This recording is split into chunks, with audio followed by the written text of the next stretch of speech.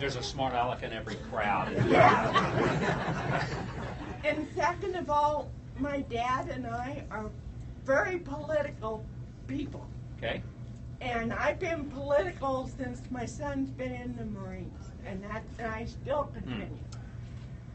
But what I'm really upset about is that Obama has been trying to get the schools not to say the Pledge of Allegiance. And way back when I was in school, we had to learn the Pledges of Allegiance. And I think it's very important to have religion and have God behind us in this. And I just feel that,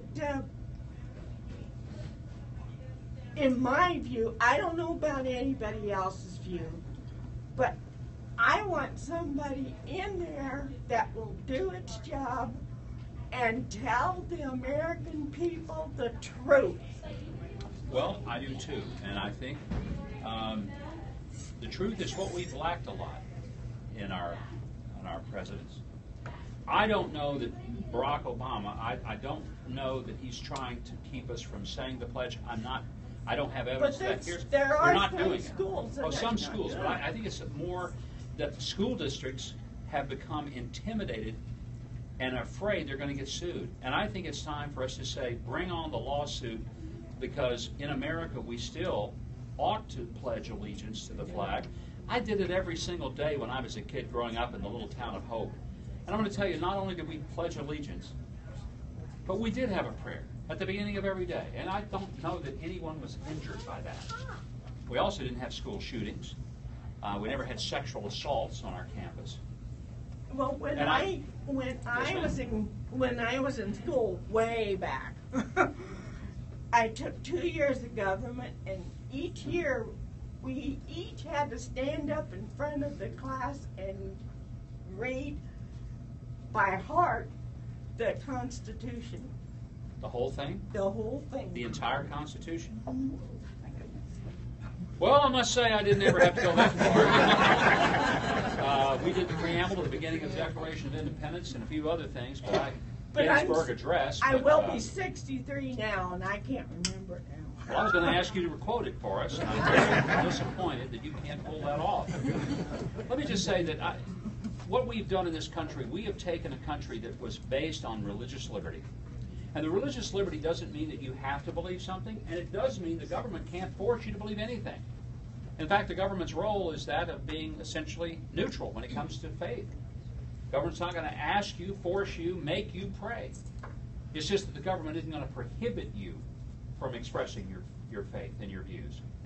What we're seeing now is the criminalization of faith. It's really, it's stunning if you think about the fact that if you're in business and you don't happen to believe in things, whether it's same-sex marriage or abortion, that you could be the object of, for all practical purposes, economic terrorism and put out of business and fined by the government.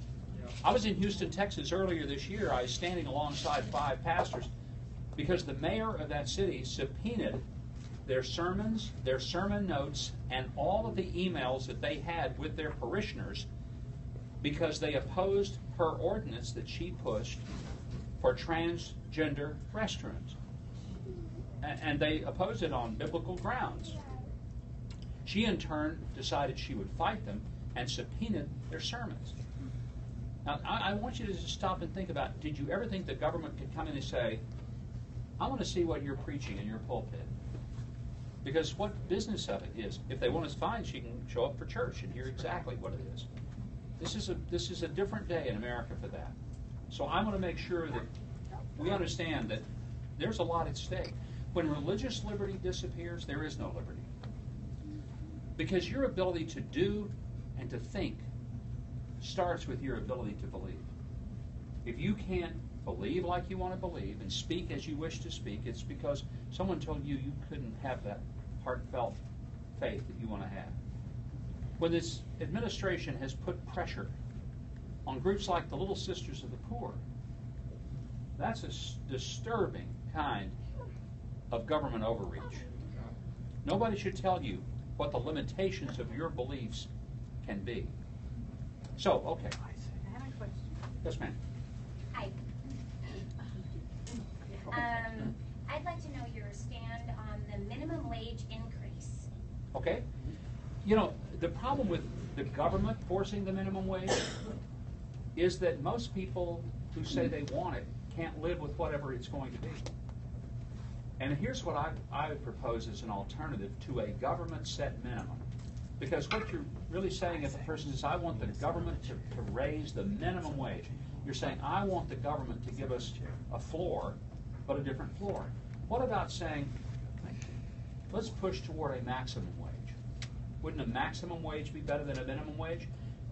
And let me explain what I mean by that. If the minimum wage goes up to $10 an hour, can a family really live off $10 an hour? No. I mean, so it's not going to really change the economic condition But to a it will degree. change the economic condition of a small business company.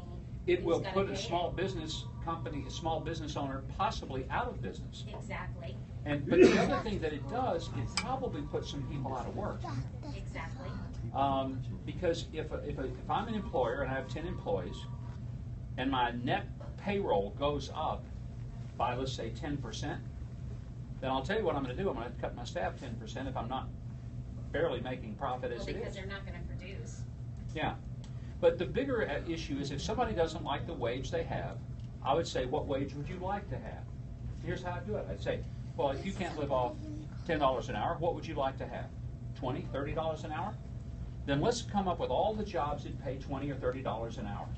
And if there's a job that you'd like to go get training for, and you'd be trained for that job, then rather than making $10 an hour that the government said, I don't want the government to tell me what's the minimum. I want free enterprise to give me the opportunity to live the maximum. So if a person says, I can't make it on this, well, let's find a job that pays you $30 an hour. By the way, did you know that welders in North Dakota right now are being paid $85,000 a year because there's such a need for them? Heck, I thought about quitting this presidential race and learning welding in North Dakota.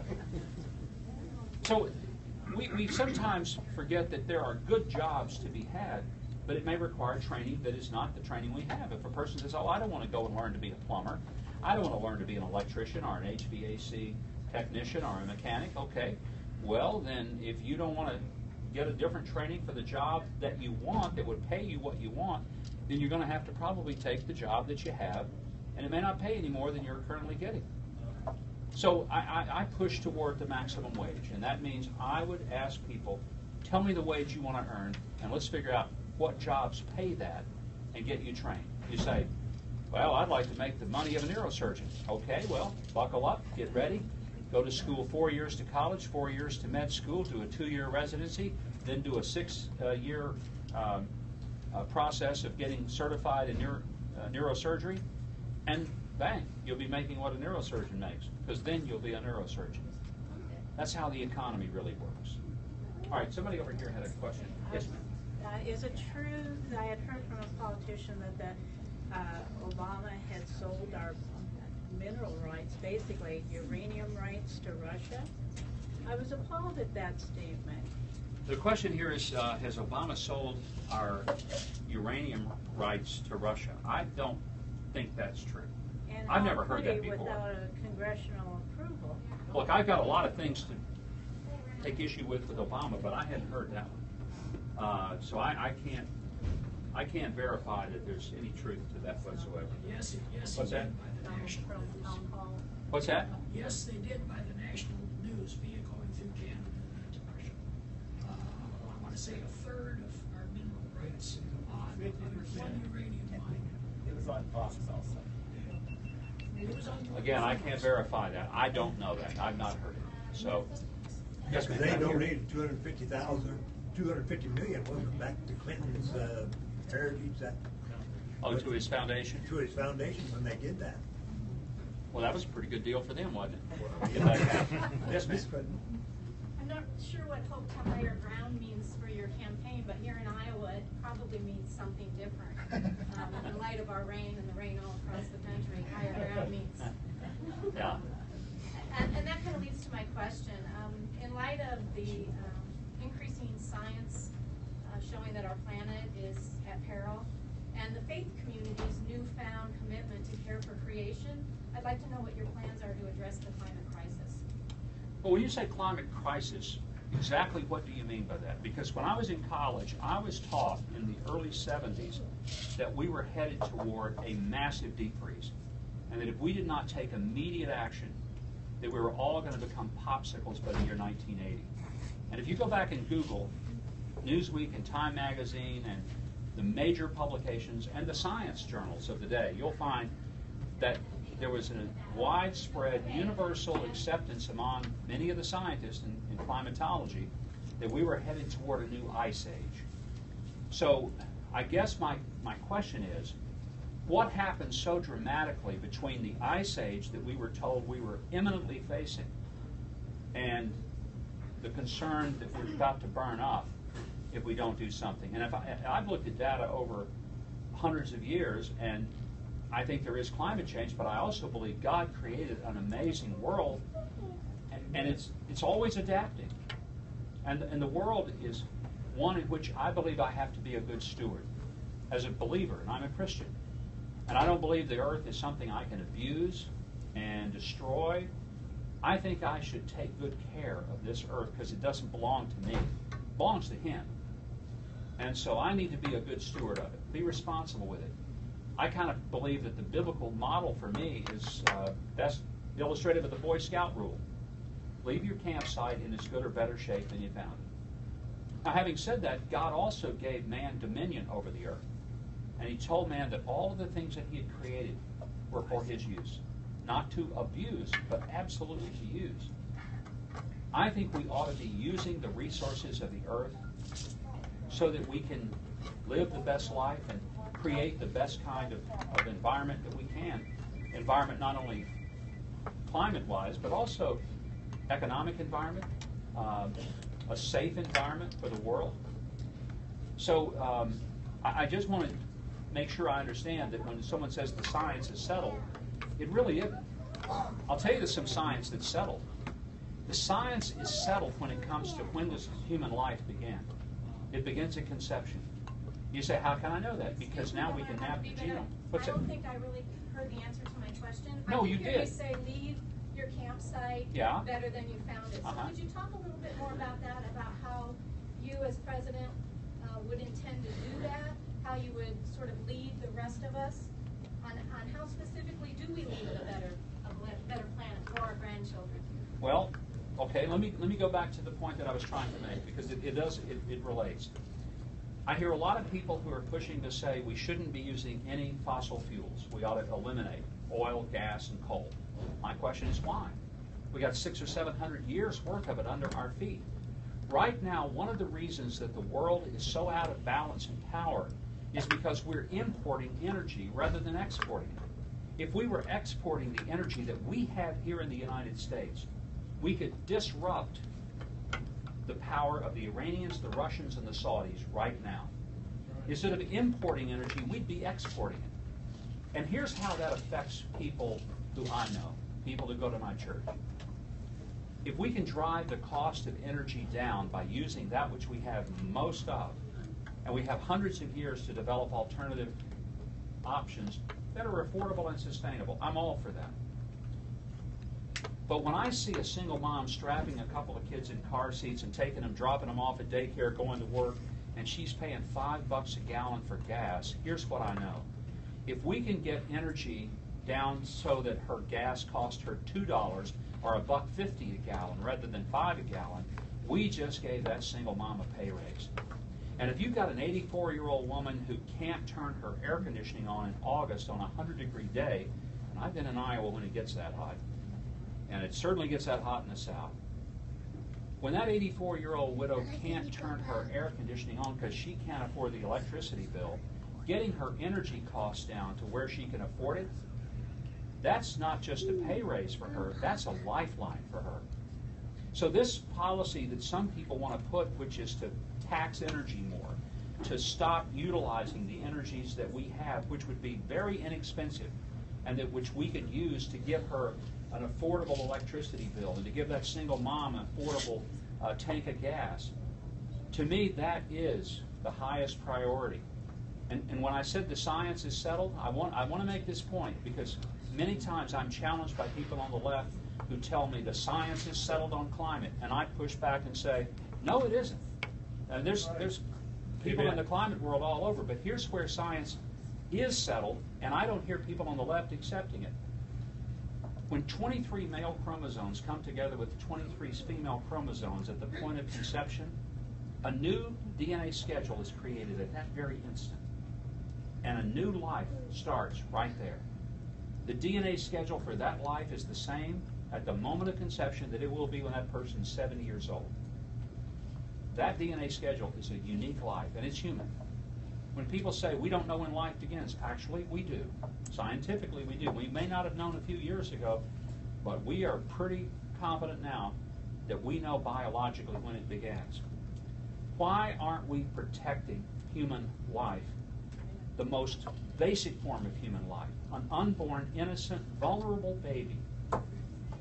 I don't understand why we don't accept the science being settled on that issue instead of on climate change.